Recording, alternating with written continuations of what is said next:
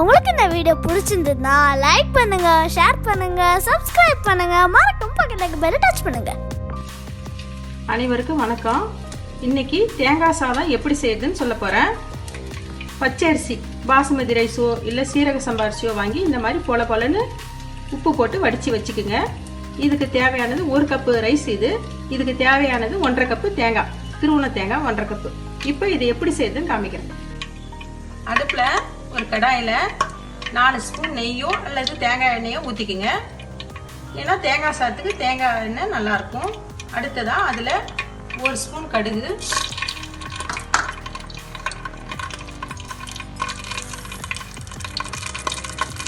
2 spoon உளுத்தம்பருப்பு,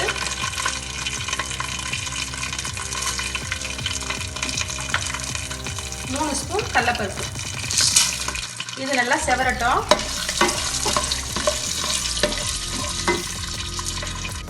கடலைப்பயிறு செவந்துருச்சு. இது கூட ஒரு 10 முந்திரி பருப்பு சேர்த்துக்குங்க. இது செவரட்டும்.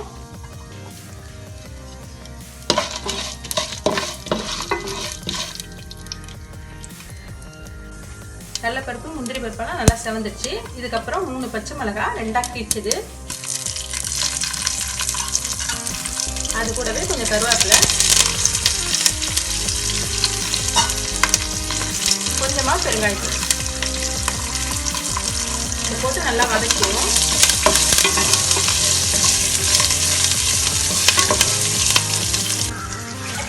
எல்லாமே நல்லா செவந்துருச்சு. இப்போ தேங்காவை போட்டுக்கிறோம். தேங்காவையும் நல்லா செவக்க வதக்கணும்.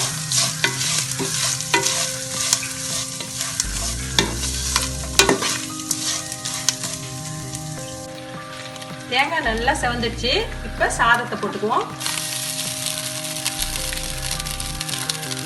உங்களுக்கு தேவைப்பட்டால் கொஞ்சம் நெய் போட்டுக்குங்க. தேவையான அளவு உப்பு போட்டிருக்கிறோம். இருந்தாலும் பத்தெல்லாம் நீங்கள் கொஞ்சம் போட்டுக்குங்க.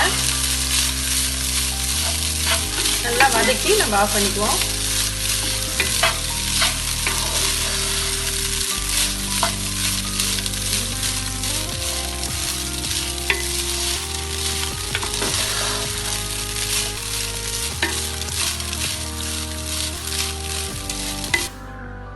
அருமையான தேங்காய் சாதம் ரெடி ஆயிடுச்சுங்க.